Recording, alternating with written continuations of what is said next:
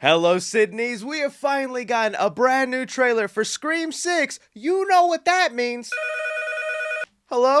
Hello, 3C Films. Daddy wants a trailer breakdown. Oh, Mr. Daddy Ghostface. And let me tell you, this was one absolutely insane trailer. By far beats any trailer 5 Cream ever put out. From everything we've been hearing about this Scream sequel, it's promised to be the most bloodiest, the most gruesome, the most action-packed, and this trailer is delivering on that promise. So many moments as I was watching this trailer, I was going, no frickin' way. But aside from some of the bloody goodness that Ghostface is about to bring New York, we also got to talk about the Easter eggs, the little setup situations they're building up to here, because this movie really looks good. And that's exactly what I'll be doing here for you guys, is pointing out little Easter eggs, giving you my breakdown, telling you what could be going down in this movie. As a reminder, I'm not trying to spoil the big reveal here. I love finding out who the killer is at the end of the movie, but we will be spoiling Scream 1 through 5 since it looks like this killer is obsessed with all the previous Ghostfaces, along with the trailer having Easter eggs from every past Scream movie. Be sure to leave me your thoughts, speculation, and theories down below on what you think is going down in this trailer. But okay, we open up the trailer here on New York City, where we find the Carpenter sisters running away from Ghostface on the streets of New York, where they enter a bodega filled with people thinking that they're gonna be safe. But this new Ghostface did not come to play, because he follows them into the bodega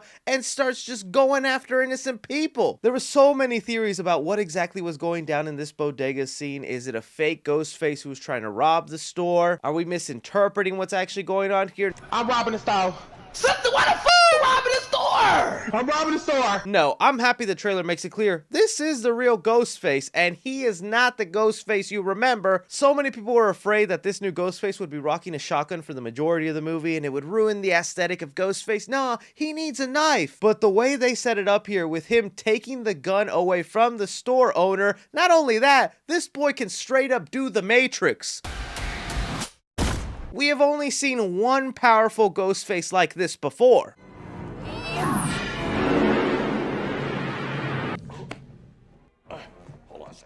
Since every Scream movie ends with Ghostface pulling out a gun and holding it up to their victim, I don't mind this guy using a gun. Ghostface is not only a different person every movie, he's also human. I agree it would be weird if I saw Jason Voorhees or Michael Myers rocking a shotgun, and Michael has rocked a shotgun, but he uses it very creatively. This to me fits the Scream franchise, and I really love what they did here, because the full sequence I think is going to be so suspenseful. From there we get a scene of Sam attending therapy. If you remember in Scream 5, she was dealing with some mental issues, seeing illusions of her dead father. You add that up with her being a victim of Ghostface, yeah, it makes sense why she needs a little therapy session. But I think the trailer is also showing us here the beginning and the ending of the movie, because as she's talking, we get a shot of her holding this old, weathered down Ghostface mask with her hands all bloody, the same shirt she was wearing in therapy all ripped up. I feel like this sequence alone kind of confirms to me that this is Billy Loomis's mask, aka her father. That was one of the big reveals of Scream 5 here, and it would also make sense why this mask looks so old and cracked down. It's one of the original masks that Billy or Stu wore all the way back in the first Scream movie. From there, we finally get the trailer showing us some fresh new meat that we'll be getting in Scream 6. Ghostface coming up to the door, while the surviving members of the last movie and some new faces are terrified. It's always fun getting a look at the new fresh meat here, because they could be potential victims or potential Ghostfaces. Also worth mentioning that we're set to get a lot more chase sequences in this Scream movie. That's something that Scream 5 was kind of missing. There wasn't a lot of Ghostface making you run down a hallway or into some unsuspected setting where you had to try and get away from him. And the sequence they're setting up here with the apartment building, I think is going to be another tension-filled moment, because at one point we see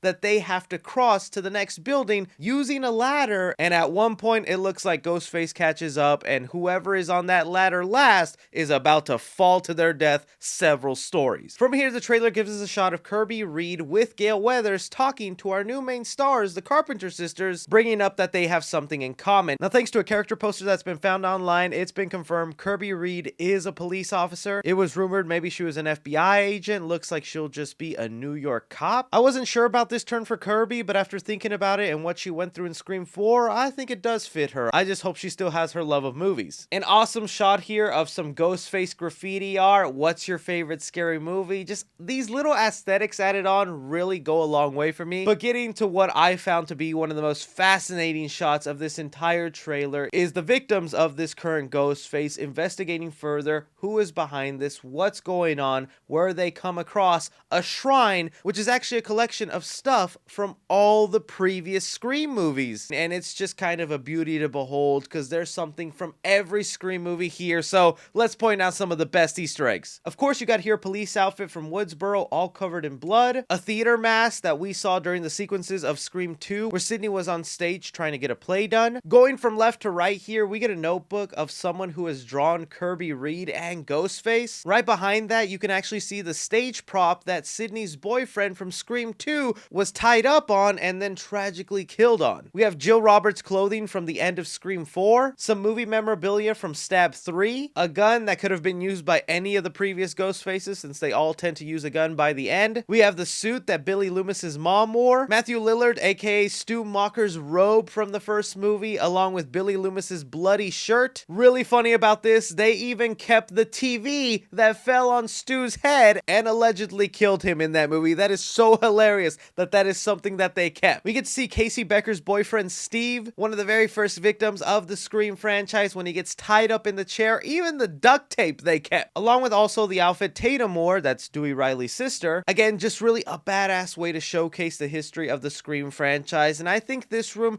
gives us an idea of the motive this Ghostface or the Ghostfaces in here will have. The last Scream movie, the motives were a couple of obsessed fans of the Stab movies who wanted to make their own reboot. I really love that motivation and it kind of brought Scream 5 up a level for me. This time around with this kind of stuff, I think the motive is the Ghostface in this movie is obsessed with true crime. Not necessarily the Stab movies or wanting to make another sequel. No, he or she is obsessed with the real life killers, studies them, praises them, holds them up to a pedestal, which is something we have seen in real life before. I can't tell you how many crime documentaries I've seen where the serial killer goes to jail and they get fan letters, they get people wanting to be their friends. It could also be a commentary on the way media or Hollywood glamorizes true crimes and is always wanting to make movies or documentaries about them just for views and not really pay any mind to the victims of these actual killers. We saw a little bit of this in our reality not too long ago where Evan Peters won an award for his performance as Jeffrey Dahmer, and the families who actually lost someone to Jeffrey Dahmer were calling out Evan Peters and Netflix for glamorizing the whole thing. Just goes to show you Scream stays ahead of the game in relevance 6 movies in. I love it. Now I will say I don't think this is the personal collection of Ghostface. From what we've kind of heard about this movie, this was almost like a public event where anybody could buy tickets and see this museum of the true life history of Ghostface, and then the real Ghostface of the movie will at some point sneak in and steal all the masks from the previous killers. We see Sam walking up to these robes that are name-plated, specifically walking up to one of the most popular Ghostfaces, Billy, her father. Also worth pointing out, she's rocking Tim's. She's officially a New Yorker, but man, I think it would be so cool if there was actually 9 Ghostfaces this time around, and each one of these 9 Ghostfaces wears a different mask. Another shot here of our surviving members trying to figure out what to do next with some more fresh meat, Josh Segura and Jack Champion, who you might have recently seen as Spider in Avatar 3. The Scream franchise was able to snag up Jenna Ortega before her viral success. Hopefully the same thing happens here with Jack Champion, because I need me them box office numbers to get a lot more sequels, y'all. Here's them where we get something that probably made longtime fans not only happy, but also scared.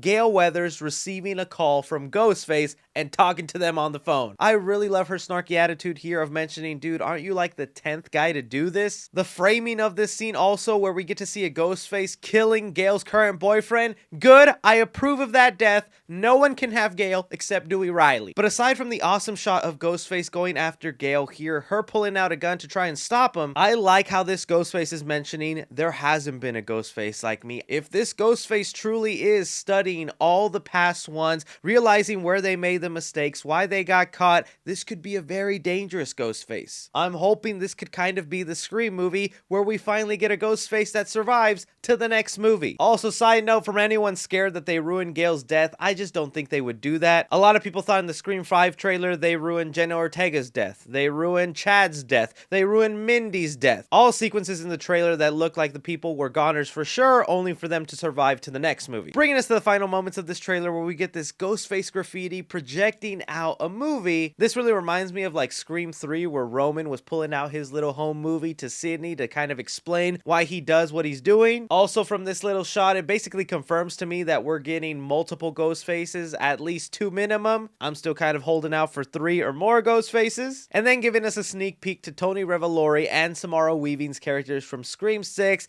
Don't expect for them to be in this movie for too long. I'm not sure if they're going to be the opening sequence, but just the way this trailer has no footage other than these little snippets, I feel like they bite it early on. We don't know much information about their characters, but just looking at Tony Revolori, the shirt he has is a Dario Argento film about a musician who gets caught up in a murder case. That could speak to his character. Maybe he's a musician and gets caught up in a murder case. They also did give us an expanded shot to the subway at the end of this trailer of some more Halloween costumes we'll be getting in this movie. I covered most of them in my teaser trailer, but some of the new ones that stood out to me here is we get the Nun. She's getting a sequel coming out this year, and a copyright safe look at Freddy Krueger. He's got the red and black, missing the green. Again, most likely a way not to get hit with a copyright lawsuit here. All in all, super fantastic trailer. I love the look of it. I think this is going to be one of the best Scream sequels. Of course, I'm going to be missing my Sidney Prescott. I'm hoping she'll have some involvement in the 7th movie if they have a 7th film, but I'll be 100% honest with you, watching this trailer, getting excited for this movie,